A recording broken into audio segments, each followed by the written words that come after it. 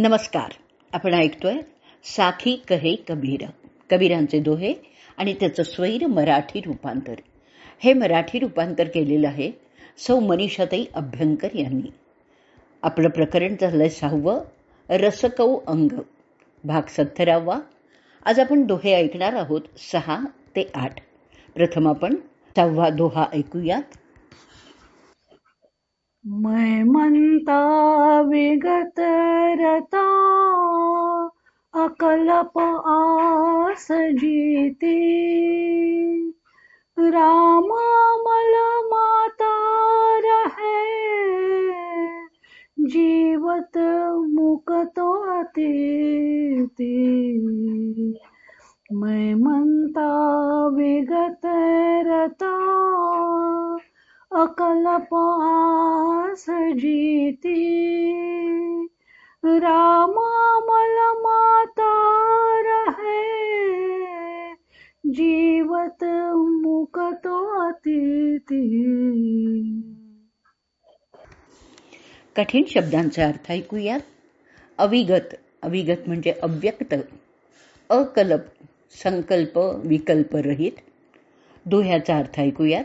मदमत्त साधक अव्यक्त अशा ब्रह्माच्या प्राप्तीसाठी लीन झालेला असतो. सर्व आशा आकांक्षावर विजय मिळवतो. त्याच्यावर केवळ रामाचाच अंमल असतो आणि त्याच नशेत तो असतो. त्याची जर अशी स्थिती राहील तर तो जीवनमुक्तच होईल. संकल्प विकल्प करणं हा मनाचा स्वभाव आहे. आपला मनावर भक्त ताबा मिळवतो.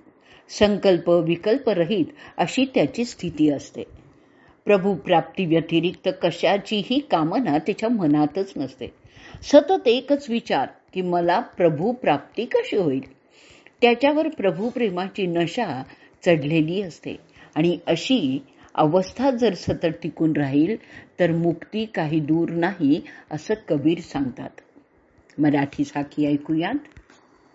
संकल्पांचे सोडून फाटे, रमतो अव्यक्तात. मुक्ती त्यास की दूर नाही जो, रमे राम नशेत.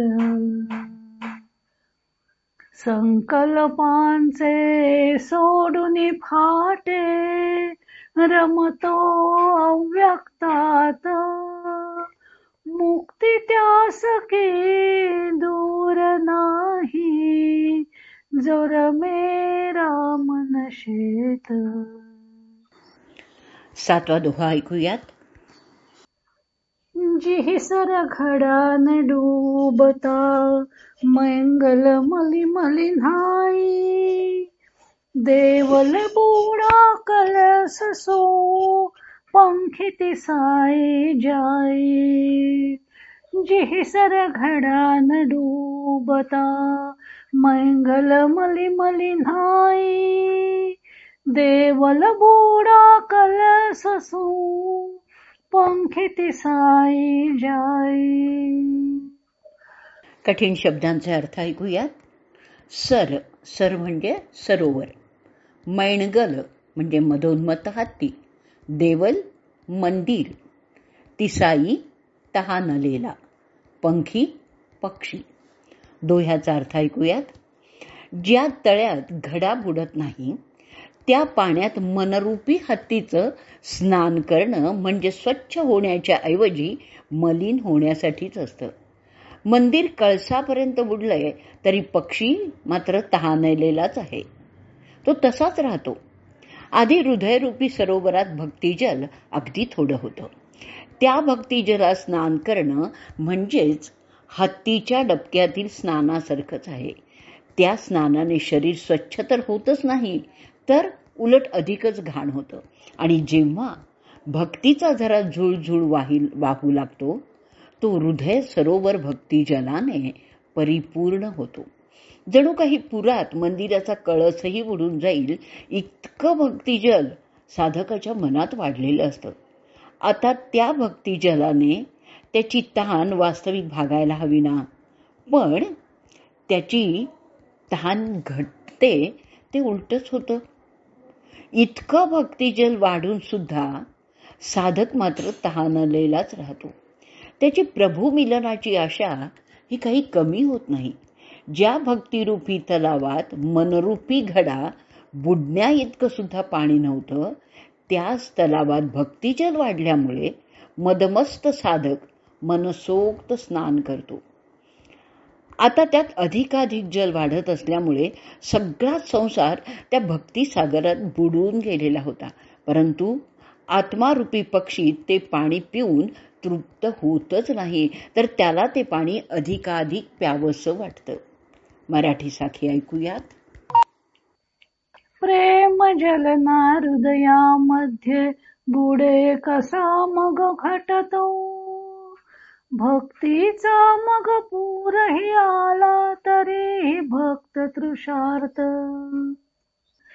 प्रेम जलना हृदयामध्ये बुडे कसा मग घटतो, भक्तीचा मग पूरही आला तरी भक्त तृषार्थ. 8वा दोहा ऐकूयात.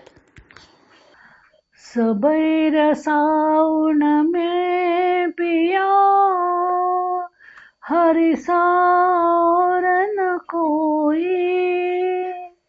तिला एक घट में संचरे, सो सब तन कंचन होई. सबैर साउन में पिया हरि सार न कोई, तिला एक घट में संचरे, सो सब तन कंचन होई. दोह्याचा अर्थ ऐकूयात.